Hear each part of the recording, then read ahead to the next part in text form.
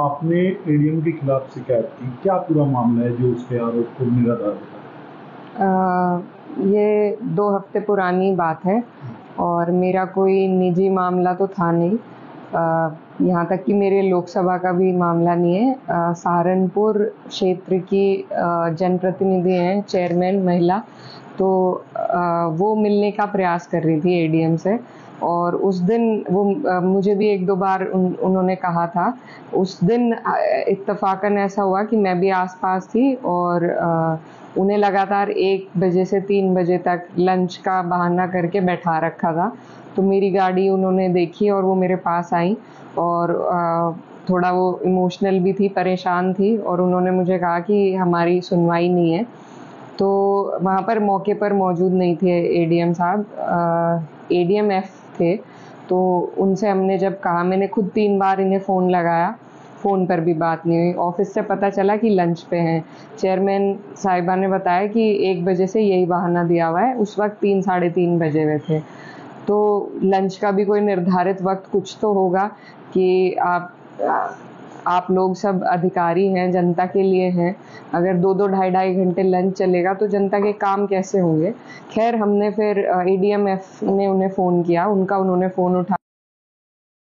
ज़ाहिर सी बात है उनके आराम में खलल हुई होगी, तो वो वापस आए अपने घर से, लेकिन एक मूड में आए और बैठे, हमारी बात हुई उनसे। तो हम कुछ चाहते नहीं थे, किसी की शिकायत भी, बस ये चाहते थे कि नगर पालिका छुटमलपुर में कुछ विवाद चल रहा था और बहुत बड़ा भी कुछ नहीं था, बस ये चाहते थे कि सामंजस्य बन जाए दोनों के बीच में। तो उसी आधार से हमने बात शुरू करी। तो उनका लगातार शुरू से ही मूड थोड़ा वैसा था। उसके बाद उन्होंने कहा कि लिखित में शिकायत दीजिए। मैंने कहा कि लिखित में शिकायत नहीं देना चाहते हैं, बस ये बात है कि ईओ और चेयरमैन के बीच में कोऑर्डिनेशन बन जाए और उनके माध्यम से बन जाए। इतनी बात होने पर चेयरमैन साहिबा अपना कुछ इशू रखने लगी, वो अपनी बात रखने लगी, जिस पर उन्होंने कहा आप लिखित में दीजिए और जाइए यहाँ से। तो जब इस तरह की बदतमीज़ी हुई तो मैंने हस्तक्षेप किया और मैंने उन्हें कहा कि ये कोई बात करने का तरीका नहीं है। इतना कहने पर भी उनका कोई व्यवहार में बदलाव नहीं आया। बस फिर हम वहाँ से उठ गए और उठ के बाहर आ गए और हमने फिर लिखित रूप से शिकायतें करी, अधिकारियों को अवगत कराया उनके व्यवहार के बारे में। और अब कावड़ का चल रहा है मामला, इसलिए हमने कुछ इस मामले को ज़्यादा चर्चा में नहीं लाके लिखित रूप से इसका हम संज्ञान हमने सभी को दिया। अब हम वेट कर रहे हैं कि क्या कार्रवाई उन पर होती है। अच्छा, क्या मानता है कि जिस तरीके से आप भी वहाँ मौजूद थी, एक महिला के साथ एक इस तरीके का व्यवहार किया जा रहा है, भाजपा कहती है नारी का सम्मान करेंगे, तो क्या इस तरीके से नारी का सम्मान या नारी का बढ़ावा मिलेगा? जी बिल्कुल, बहुत देखिए, क्योंकि वो महिला जनप्रतिनिधि थी इसीलिए मुझे भी एहसास हुआ कि उनके साथ इस तरह का दुर्व्यवहार हो रहा है, तो मैं खुद उनके साथ इसीलिए गई। और बड़े अफ़सोस की बात है कि जैसा भाजपा सरकार बेटी बचाओ बेटी पढ़ाओ 33% आरक्षण महिलाओं को देने की बात कर रही है, तो जो मौजूदा जनप्रतिनिधि हैं, जब उनके साथ उत्तर प्रदेश में भाजपा सरकार के अधिकारी इस तरीके से दुर्व्यवहार करेंगे, बेलगाम होकर व्यवहार करेंगे, तो फिर कोई फ़ायदा ही नहीं है। हम कैसे महिलाओं को आगे बढ़ाएंगे। और ये सिर्फ एक इंसिडेंट नहीं है, ये तो सभी की लड़ाई है और कई जगह से इसी तरह के विषय उठते हैं। मैं नहीं कहती कि सभी अधिकारी ऐसे हैं, लेकिन और इनकी जो मानसिकता लगी वो बिल्कुल महिला विरोधी हमें लगी।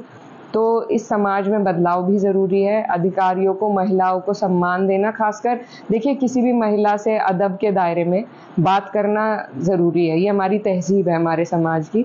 और उसके ऊपर जनप्रतिनिधि, एक सांसद, एक चेयरमैन, तो कुछ प्रोटोकॉल भी होते हैं अधिकारियों के, उन सब का उल्लंघन करते हुए इस तरीके से अगर हमारे साथ व्यवहार हो रहा है तो बाकी तो किसी की सुनवाई सरकार में है ही नहीं।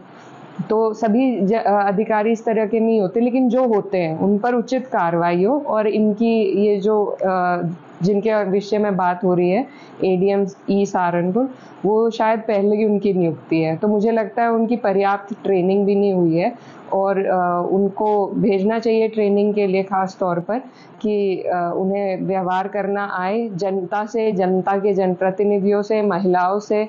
तो ये सरकार को, ये गंभीर विषय है, सिर्फ एक जनपद से इसको नहीं हम जोड़ सकते, बड़ा विषय है सभी महिलाओं का। हमारे क्षेत्र में महिला प्रधान भी हैं, हर तरह की महिलाएं आगे बढ़ने का प्रयास कर रही हैं। मैं खुद एक महिला हूँ, तो ये खाली एक ही जनप्रतिनिधि की लड़ाई नहीं है, और हम अपना, महिलाएं अपना हक भी लेंगी, लड़कर लेना हो लड़कर लेंगे हम। इस तरीके से बदतमीजी बर्दाश्त नहीं होगी। तो जिस तरीके आप मानते हैं कि जिस तरीके से ये चीजें अभी आपने बताई, एक जनपद की नहीं, अनेकों जनपदों की या अनेकों जगह से आपके सामने आई, सुनने में आया, तो क्या इस मुद्दे को आप आगे पार्लियामेंट में उठाएंगे? देखिए, विषय अभी इनसे संबंधित है, लेकिन चर्चा का विषय है ज़रूर कि एक तरफ जहां हम 33% महिलाओं को लाने की बात कर रहे हैं, तो उसके साथ साथ ये भी सुनिश्चित करना सरकारों का फ़र्ज़ है कि उनकी सुनवाई हो, उनके साथ दुर्व्यवहार ना हो, और इस तरीके से एक प्रोटोकॉल, एक तमीज़ के दायरे में सभी लोग बात करें। हम जब अधिकारियों से बात करते हैं, हम अपने तमीज़ के दायरे में रहते हैं। उसी दिन हमने सभी को अवगत कराया, और कहीं और किसी मनगढ़ंत, उन्होंने कहा निराधार है, निराधार उन्हीं के खिलाफ क्यों है ये चीज़। लगभग 1 साल मुझे हो गया है अपने पद पर रहते हुए। इससे पहले भी हम लोग जनता के बीच रहते थे, जनता की समस्याओं से लगातार अधिकारियों को अवगत कराते थे। तो और किसी अधिकारी ने क्यों कभी ये बात नहीं कही, या हमने किसी के खिलाफ क्यों कभी ये बात नहीं कही। ऐसा हुआ है, तभी हमने शिकायत भी लिखी है। क्या और कार्रवाई चाहते हैं आप? देखिए, सख्त से सख्त कार्रवाई हो, उन्हें हटाकर उनको बेहतर ट्रेनिंग दी जाए, और उसके बाद ही उनको किसी जनपद में भेजा जाए, क्योंकि आज हमारे साथ हुआ है, कल को किसी और के साथ होगा। आखिर कोई अपनी पर्सनल समस्या